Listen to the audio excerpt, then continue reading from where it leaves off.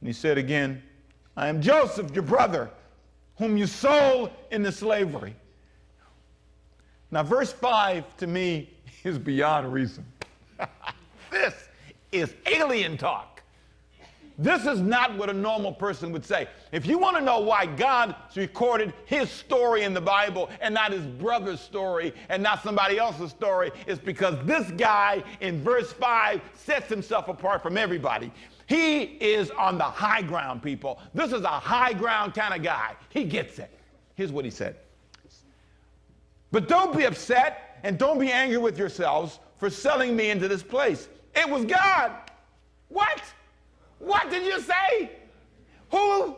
Don't be angry with yourselves. No, you need to fall down.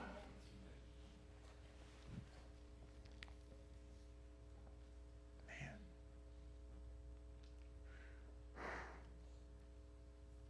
These are the guys.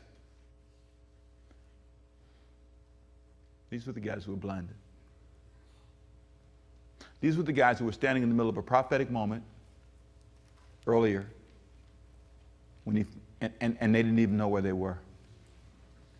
He knew where they were, but they didn't know. But he forgives them. God sent me here. God sent me here ahead of you to preserve your lives. Verse 6, this famine that has ravaged the land for 2 years will last 5 more years.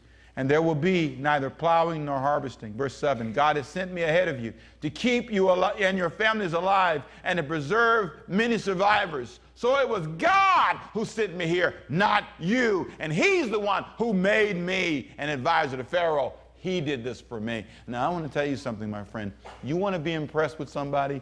You want to see a guy correct a bad dream? Here's the kind of guy that can, because he sees beyond his life circumstances. He is not consumed with what happened to him. He has caught a hold of something. This was bigger than my life. Martin Luther King lost his life, but what he went through was bigger than his life.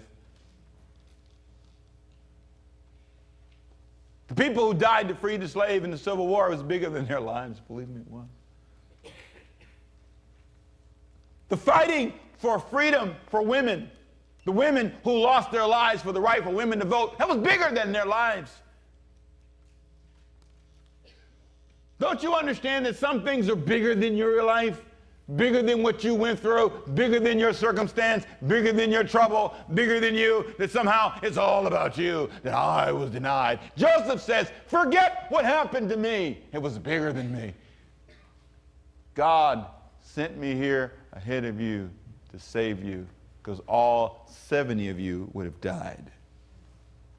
That's how many people he brought over. 70 people. Do you even see the value of your trouble, friend? These 11 guys were bound and had blind spots that would have never been revealed until this day. It was his willingness to go through this with a good attitude that led them to see themselves differently. These guys are now ready to become part of Christ's lineage. These guys are now ready to grow. Now, understand, it wasn't easy and it wasn't simple. And catch this, most of all, it wasn't fair. Let's agree, it wasn't fair. Let's settle the issue. It wasn't right. But is there a possibility that there's something beyond what happened to you that can come out of this? Is there something that God can do with what you've come through instead of spending all of your life blaming people because of what happened to you? Using that as some banner. No. Not Joseph. He was a guy who got on the high ground. Get above it guy. That happened to me, but I see why. Now I can really help people.